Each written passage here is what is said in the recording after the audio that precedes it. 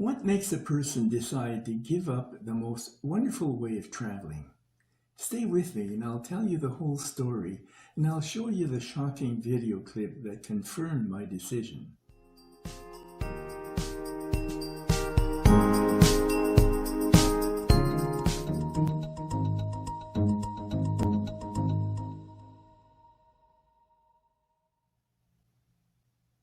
It was a staycation, a short trip, a short distance to a nearby campground.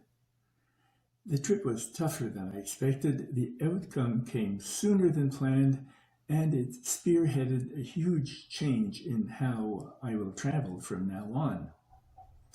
I bought my first electric bike in 2015 and learned that with an e-bike, I could go for long distances without getting exhausted like with a pedal bike. I've always loved travel and decided that I could both ride my e-bike and travel at the same time. I had done a lot of wilderness camping in the past, so I opted for campgrounds instead of staying in hotels. To make it easier to organize my equipment, I built a cargo trailer out of coroplast, and to increase my range, I equipped it with a 100-watt solar panel. I went on a few trips in eastern Ontario and realized that I loved being on the road and seeing new vistas, but I found that living in a tent wasn't as easy as it was in my younger years. Putting up the tent, taking it down, not being able to sit comfortably inside, sleeping on uneven ground, and having my gear spread out on the floor and having to worry about it getting wet in a heavy rain, all this was taking a toll on me. It was getting increasingly physically demanding. I had seen many YouTube videos of campers that people tow behind their bike, and I could see that a camper was less complicated and less time-consuming to set up than a tent. And it would be more comfortable. Lying on my air mattress on a flat wooden floor would be so much easier and more comfortable than having to find a level piece of ground free from sticks, stones, roots, and bumps. But the campers I had seen on YouTube were all too large to be safely towed on Canadian highways that often don't have a paved shoulder, or that have no shoulder at all. So I had to find a way to make it expandable so that in travel mode, it would be narrow, low, and short. And in camping mode, it would be wide, high, and long. After 2 years of trial and error and experimenting with drawings and cardboard prototypes, I had finally finished building a bicycle camper that corresponded exactly to my requirements.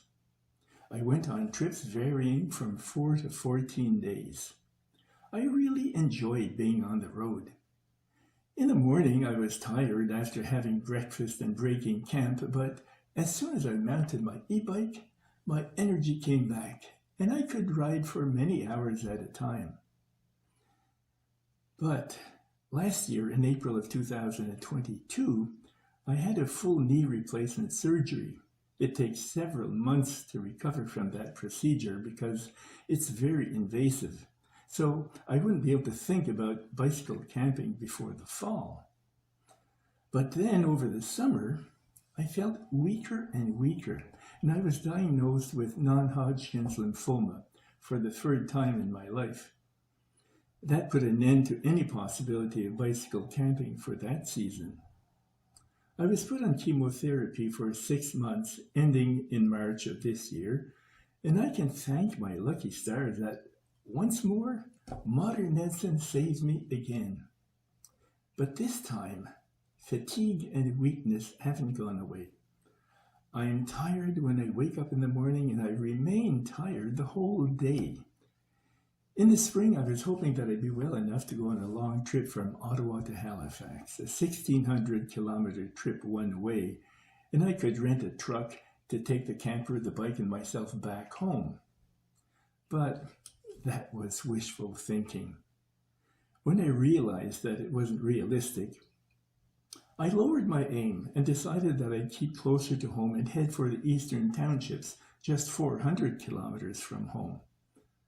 Then June and July passed, and I still hadn't found the energy to get on the road. So I went on a trip with my camper to my friend Jim's place, which I showed you on YouTube a couple of years ago, 25 kilometers from home, where I stayed for 2 nights.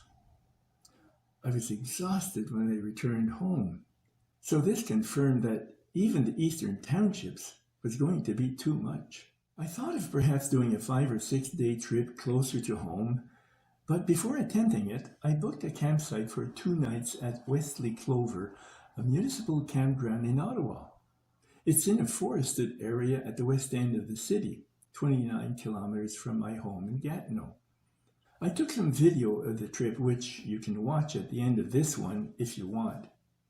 The mosquitoes were very bad, and the traffic noise from the expressway just across the road from the campground was very loud.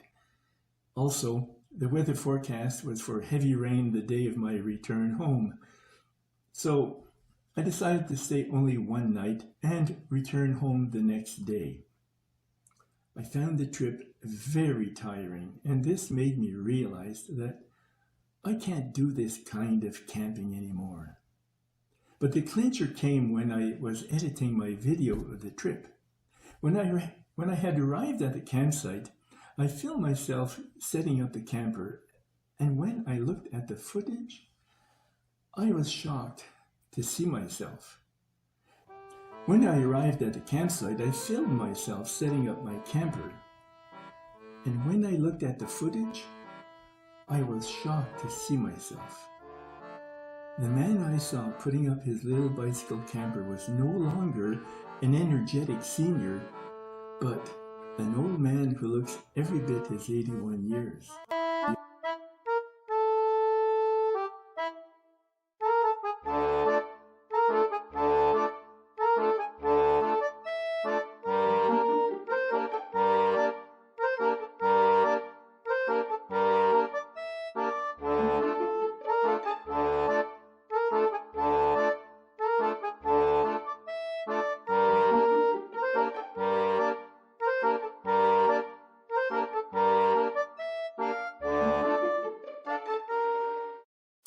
That confirmed the decision I had taken.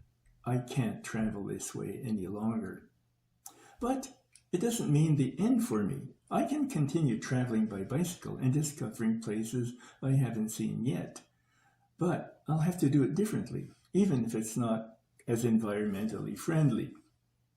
I could buy an RV with all the conveniences of home, a cooking area, refrigeration, running water, a bed that's always made up and ready to jump into when my tired body tells me that I need a nap, and plenty of storage space.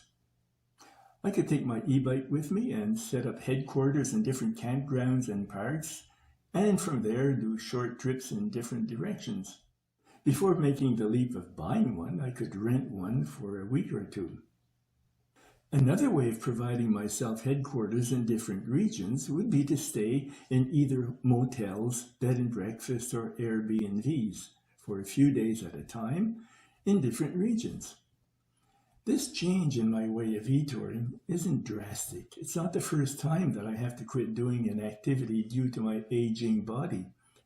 Even though I had done many wilderness trips on Quebec's numerous whitewater rivers, there came a point in my late 50s when I could no longer manage the exhausting portages that are part and parcel of those rivers.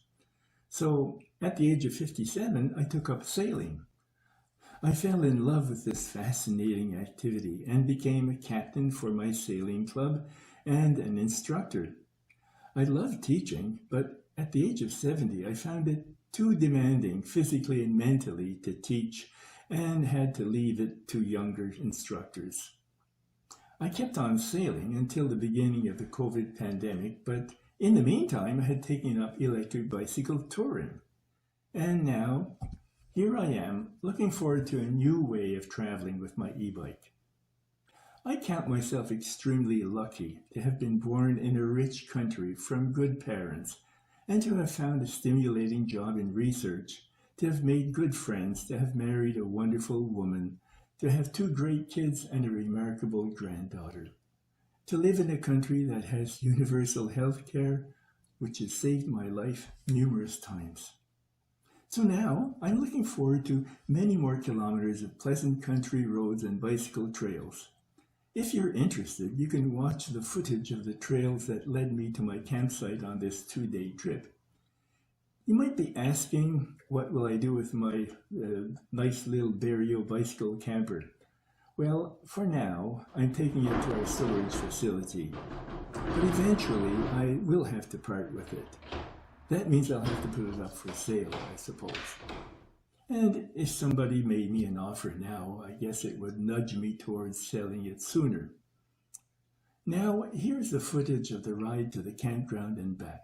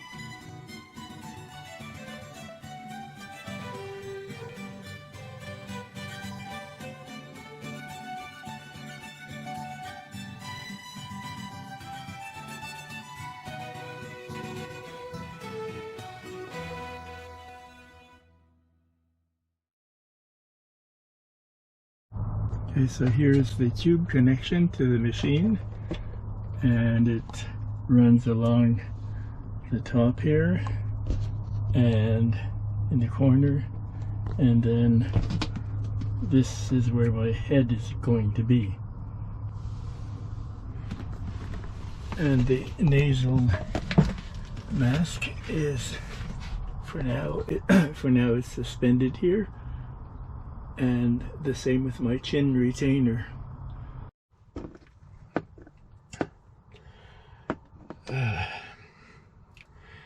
It's 2:30 in the morning and it's getting pretty cold outside, so I decided to close the door, keep the heat in.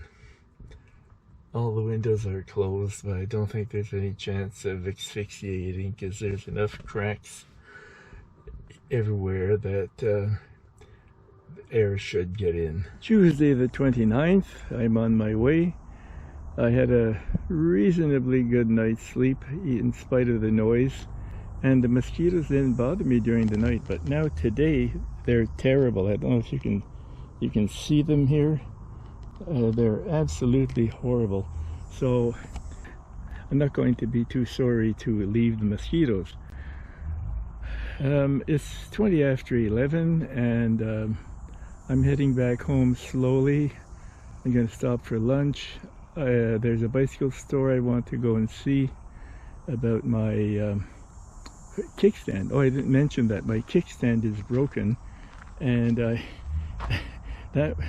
so because of that, I have to find a place to lean the bike. Every time I stop, I have to have some kind of a vertical structure of some sort to lean the bike against.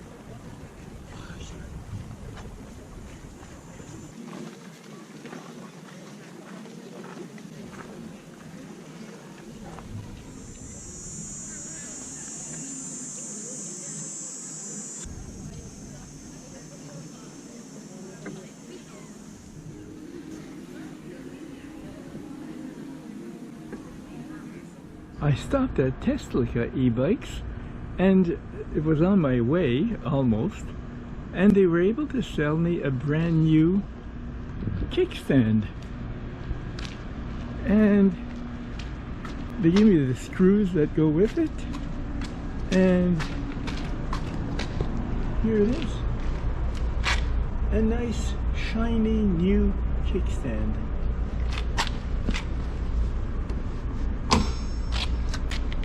And it works.